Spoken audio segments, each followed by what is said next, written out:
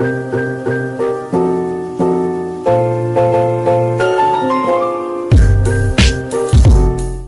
everyone, this is Rashima.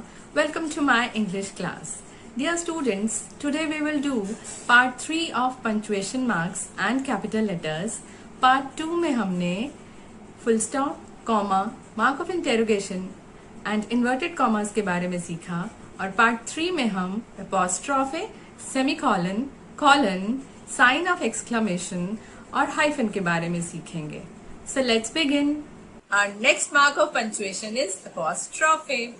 Now apostrophe and comma look similar. The only one difference is that comma आप नीचे लगाते हैं जब आप सेंटेंस लिख रहे होते हैं तो आप सबस्क्रिप्ट की तरह लिखते हैं, लेकिन apostrophe आप सुपरस्क्रिप्ट की तरह, एक पावर की तरह आप ऊपर लगाते हैं. So this is the difference between writing a comma and an apostrophe. लेकिन use entirely different है comma और apostrophe का. For example, the first use is, it is used between the last letter of possessive case of noun and s. जब भी हमने किसी noun का possessive case बनाना होता है, possessive case means suppose Ram's book. अब इस sentence में आप देखिए, I saw Ram's book lying on Sohan's table. अब यहाँ Ram's book का means क्या है? बहुत सारे Ram? No. Ram's means Ram की book.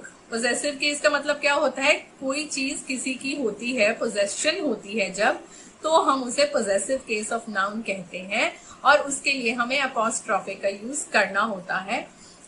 जैसे हमने यहाँ पर किया, I saw Ram's books lying on Sohan's table. Sohan की टेबल पर राम की book. Fine. Now next use of apostrophe is plural nouns ending with S take apostrophe after S. अब यहां पर क्या है? फर्स्ट सेंटेंस में राम अपॉस्ट्रोफे एस था, सिंगुलर नाउन था. फाइन. और यहां पर हम क्या बताया जा रहा है हमें? अगर हमारा जो नाउन है वो प्लूरल होता है तो उसके बाद और हमने उसका पोजेसिव केस बनाना है, तो उस केस में हम एक और एस नहीं लगाएंगे. ऑलरेडी प्लूरल होने की वजह से उसके एंड में जो हमारा एस लगा हुआ है, तो हम सिर्फ एक अपॉस्ट्रोफे लगाएंगे और एस नहीं लगाएंगे. Fine. For example, the teachers rooms are separate. अब यहाँ पर एक टीचर के रूम की बात नहीं हो रही है, बहुत सारे टीचर्स के रूम्स की बात हो रही है. तो यहाँ पर टीचर्स के रूम है, यहाँ पर हमने सिंगल अपॉस्ट्रोफे लगाया और एस हम यहाँ नहीं लगाएंगे.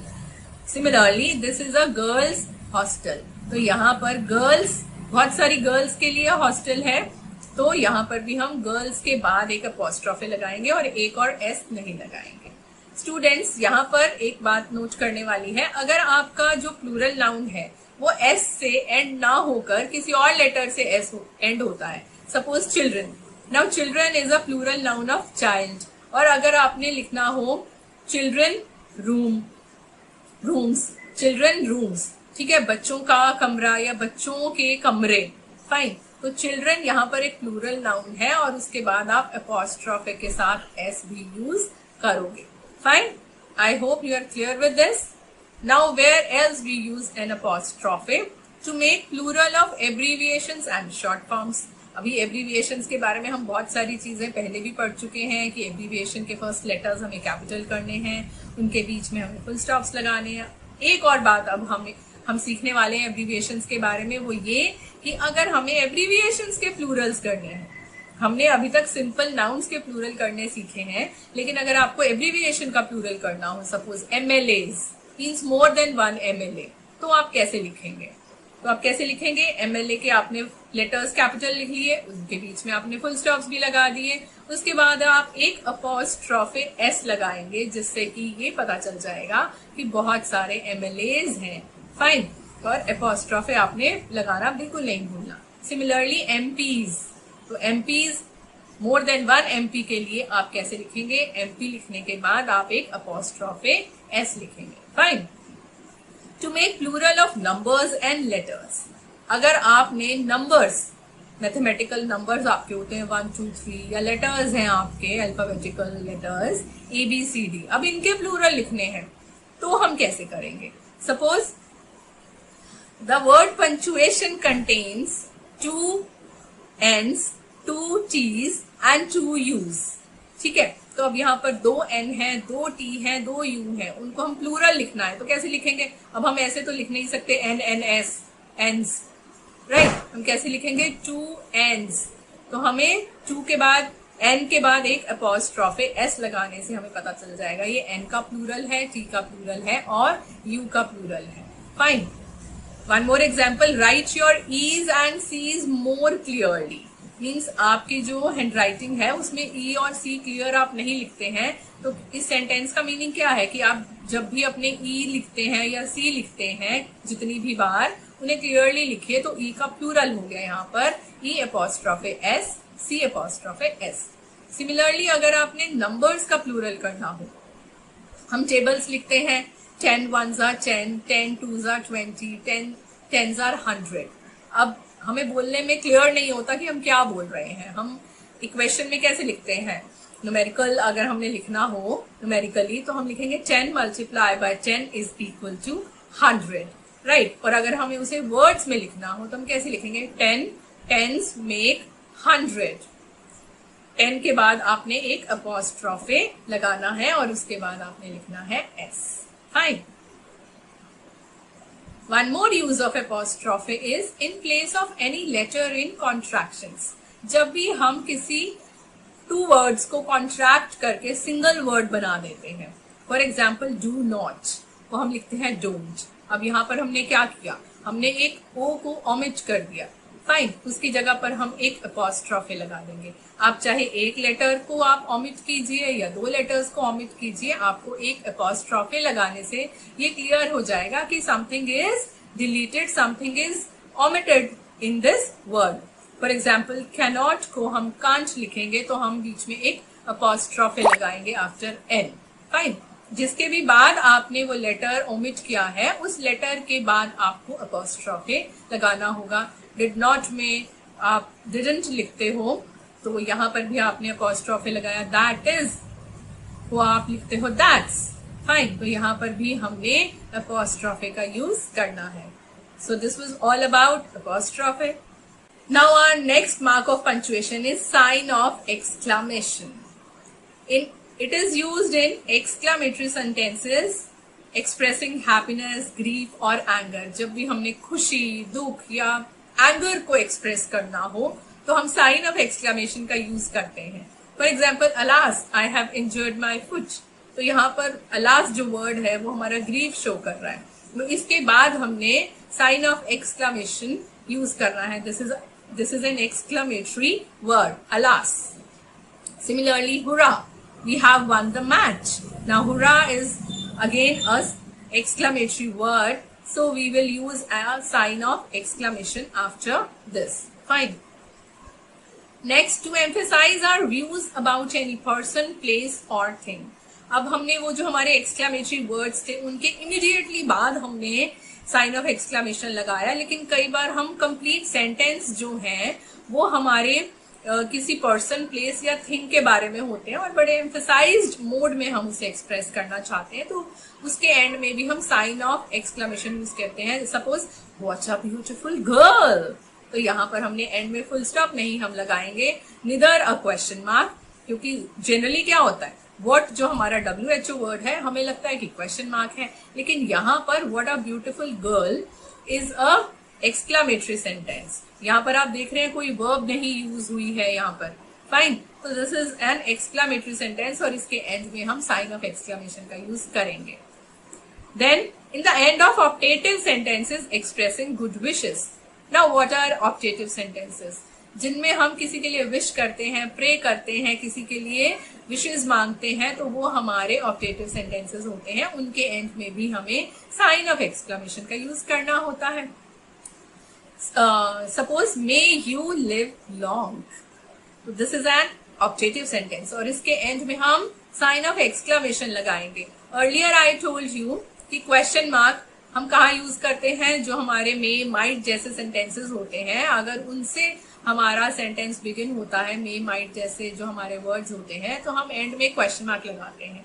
लेकिन वो तब लगाते हैं जब क्वेश्चन पूछा जाता है। Suppose, may I come in sir, तो after that we write a question mark. तो यहाँ पर आपको थोड़ा सा समझना होगा कि मे से स्टार्ट होने वाले या व्हाट से स्टार्ट होने वाले जो आपके सेंटेंसेस हैं वो क्वेश्चन है या फिर आपके किसी और सेंस में वो पूछे जा रहे हैं, उसके अकॉर्डिंगली आपको क्वेश्चन मार्क या साइन ऑफ एक्सक्लेमेशन का यूज करना होगा. So be very clear with it, don't confuse these two sentences. Fine.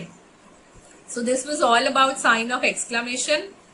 Now our next mark of punctuation is semicolon. Now semicolon includes a full stop and a comma. Means the semicolon is a pause longer than the comma but shorter than that of full stop. अब आपका जो semicolon है, we all know that these marks are used for pauses. Full stop से हम बिल्कुल complete pause कर देते हैं. फाइन. और कॉमा जो है वो थोड़ा सा रुकने के लिए होता है. अब सेमीकॉलन इन दोनों के बीच का है. Means more than the pause, greater than the comma but lesser than the full stop, वहां हम सेमीकॉलन का यूज करते हैं. Fine. For example before easy, easy means example लिखने से पहले आपको सेमीकॉलन का यूज करना होता है. For example there are some birds which can't fly. Example penguin, kiwi and ostrich.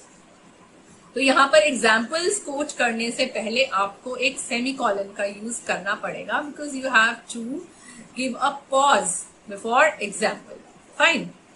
Next use of semicolon is to separate coordinate clauses joined by the conjunctions for, therefore, while, otherwise etcetera.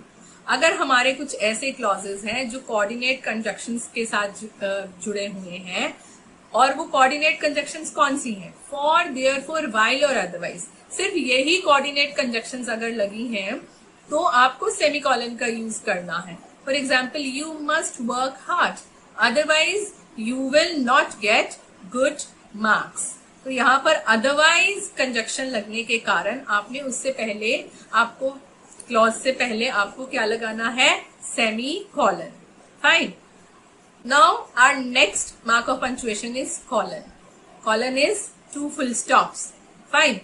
And where do we use a colon? To introduce a quotation. जब भी कोई quotation, कोई quotes हैं जो great people, कोई महान लोगों ने कुछ बात कही है, fine, तो उनके quotes को begin करने से पहले आप colon use करेंगे और उस quote को आप inverted commas में enclose भी करेंगे. For example, Keats said, colon, inverted commas begin, a thing of beauty is a joy forever and inverted commas close. तो जो भी कोट है आपका उससे पहले हम कॉलन लगाएंगे और उस कोट को हम क्या करेंगे? इन्वर्टेड कॉमास में एनक्लोज करेंगे. Keats is a poet, English poet. You must be knowing that. Now the next use of colon is when two opposite things are said in the same sentence but no conjunction. अब दो opposite बातें आपके sentence में की गई हैं लेकिन कोई भी कंजक्शन उसमें यूज नहीं हो रही है. For example I admire his intelligence, I hate his character. अब इंटेलिजेंस को एडमायर करना एक पॉजिटिव चीज है और उसके कैरेक्टर को हेट करना एक नेगेटिव चीज है. फाइन. तो एडमायर का ऑपोजिट क्या है? हेट. तो यहाँ पर दो ऑपोजिट बातें कही गई हैं, इसीलिए यहाँ पर हम कॉलन का यूज करेंगे. सिमिलरली अगर हम कहें मैन प्रपोजेज, God disposes, तो यहाँ पर proposes and disposes they are opposite words, तो यहाँ पर भी हम colon का यूज करेंगे. Fine. Next use of colon is to explain and elaborate what has already been said. कोई ऐसी चीज जो हम पहले भी कह चुके हैं और उसको हम थोड़ा और एक्सप्लेन करना चाह रहे हैं. For example, there is bad news. Our team has lost the match. अब पहले हमने बोला बैड न्यूज है. क्या बैड न्यूज है? Our team has lost the match. तो यहाँ पर एक बात को हमने थोड़ा और इलैबोरेट किया, तो यहाँ पर हम उसको कॉलन से सेपरेट करेंगे. Fine. Next is to introduce a list और अ सीरीज. अब ये तो हम बहुत ज्यादा यूज करते हैं कि जब भी हमने कोई भी लिस्ट लिखनी है या सीरीज लिख रहे हैं या हम फॉलोइंग लिखते हैं कि ये इसके फॉलोइंग यूजेस हैं, तो इस तरह से जब भी हमने लिखना होता है तो हम वहां पर कॉलन से उस सीरीज को बिगिन करते हैं. For example 4 boys have won prizes, Ravi, Rahul, Mohan and Himanshu. तो इन 4 नेम्स से पहले हमने, ये लिस्ट है बॉयज की. फाइन. तो इससे पहले हमने कॉलन का यूज करना है. Okay. Now this was all about colon, and our next very important mark of punctuation is hyphen. The little dash is called as hyphen. A hyphen is a shorter horizontal line. And where do we use hyphen? To join the parts of a compound word. जब भी हम एक compound word बनाते हैं, joining 2-3 small words. For example, father-in-law. Now, father-in-law is not a single word, right? Father is one word, in is another, and law is another. तो जब हमने इसको इकट्ठा किया, father-in-law means ससुर, तो इसको हम हाइफन्स के साथ ज्वाइन करेंगे और दोनों ही तीनों वर्ड्स के बीच में हमने इस तरह से 2 हाइफन्स लगा दिए. Next is prisoner of war. तो prisoner of war Harry Potter series में शायद आपने देखा होगा. Prisoner of war is one of the series of one of the movies of Harry Potter. तो यहाँ पर प्रिजनर ऑफ वॉर को हम ज्वाइन करने के लिए हाइफन्स का यूज करेंगे. Similarly toothbrush, fine, tooth is one word, brush is another word, और टूथब्रश अलग से हमारा एक कंपाउंड वर्ड बन जाता है और इसको भी हम हाइफन से ज्वाइन करेंगे. Fine. Now after prefix. Prefix आपका होता है उपसर्ग. जब भी हम उपसर्ग यानी प्रीफिक्स लगाते हैं किसी भी वर्ड के आगे तो भी हमें हाइफन का यूज करना चाहिए. For example sub inspector. ठीक है, इंस्पेक्टर से आगे आपने डेजिग्नेशन चेंज हो गया, प्रीफिक्स लग गया सब, तो वहां पर भी हम सब और इंस्पेक्टर के बीच में हाइफन यूज करेंगे. Similarly vice principal. Vice is a prefix, तो वाइस प्रिंसिपल के बीच में हमने हाइफन यूज किया. कोऑपरेशन. कोऑपरेशन में हम को इज अ प्रीफिक्स, उसके बाद हम क्या लगाएंगे? Hyphen. Fine. Now next use of hyphen is fractional parts. जब हम मैथमेटिक्स में फ्रैक्शंस लिखते हैं, फ्रैक्शनल पार्ट्स के बारे में लिखते हैं, वर्ड्स में लिखते हैं, तब भी हम हाइफन का यूज करते हैं. फॉर एग्जाम्पल 2/5 है आपका न्यूमेरिकल, आप लिखते हो तो 2/5 लिख लिया आपने, लेकिन जब हम उसे वर्ड्स में लिखते हैं 2/5, फाइन, तो 2 और 5 के बीच में हमें हाइफन का यूज करना पड़ेगा. Similarly if we write 3/7 in words, we will write it like as 3/7, 3-7. So this was all about hyphen. I hope you are clear with all the punctuation marks. Let's have a look at an exercise of punctuation. Punctuate these sentences on your own, or you can check the answers given on the next page. So this was part 3 of marks of punctuation, in which we studied about apostrophe, semicolon, colon, mark of exclamation and hyphen. I hope ये सभी punctuation marks आपको अच्छे से समझ में आ गए होंगे. See you in the next video. Till then, take care. Bye bye.